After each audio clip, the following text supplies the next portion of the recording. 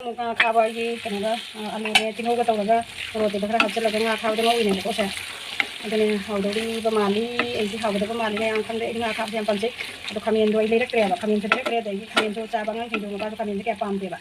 अदो दे आइना सी से ओइना दम कन तौरे समायना दम मौरे आलू चागा तौरगा नंदन मथम मथम येंगने से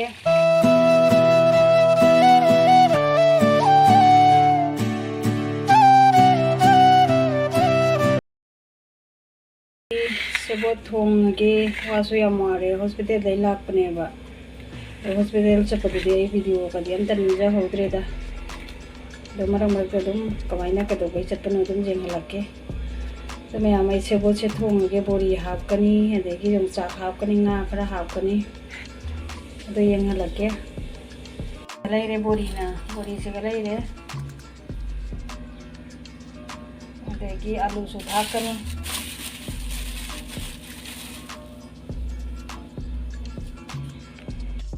आलू से गले आलू अनी से थागे लगे मैं असी से लंकी मोरक का होरेन मेट लगे मतलब सीबी मोरक तो अंत दोगा मेट लगे से ले जार से कम चल ले बा से ले जब चाक सो हापे आलू हापे टमाटर हापे अदगा से ले ओरी दो थोंगे वा बना से लो रे कोक्सिन मार के यम अदने मैम सेने सिगी मथेल से सी ओरनी सिगी आलू से मा सुमाइना कुपना कुपना सोइरगने सिगी आलू से अदुगा nga खाबो ngौगे अदो येंगमिनासि मैम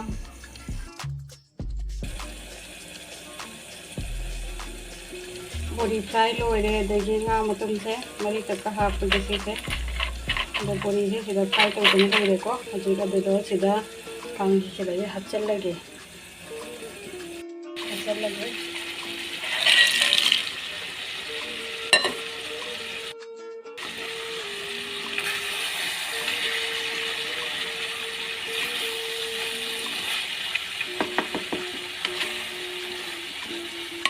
अभी आप जमेंगे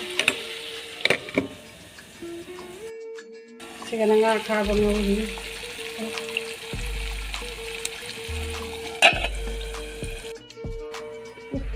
लांग से किचन का लेंगे दे मैं लांगे बजना साबना साबना साबना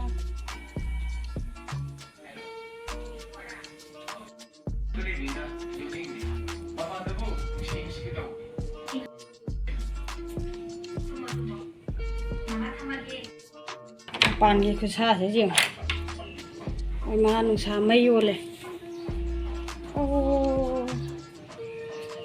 साबना से गए मई दुमान दे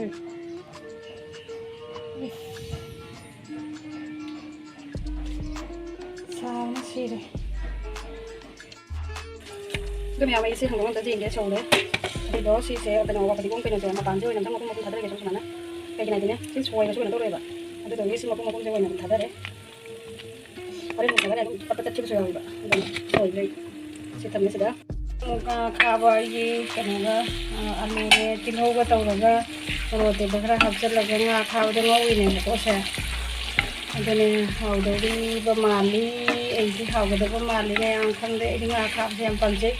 अदो खमेन दो इले रक्रे बा खमेन से रक्रे दे खमेन जो चाबा nga हिंदो बा जो खमेन के पाम दे बा अदो दगी आइना सी से ओइना दम कनो तौरे समाइना दम मौरे आलू चागा तौरगा अंदर मथम मथम येंगने से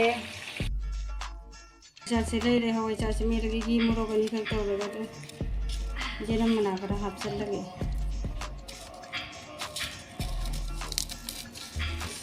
साग रे होंगे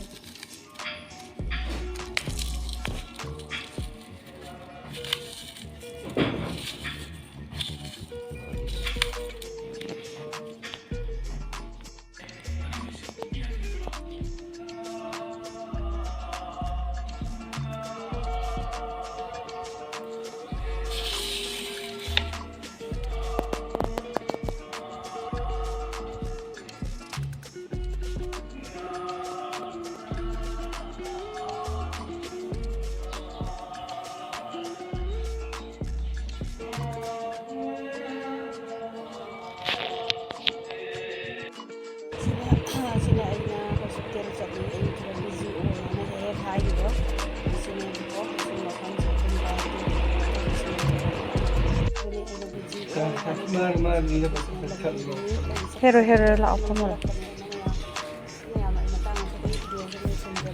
Nak kakak.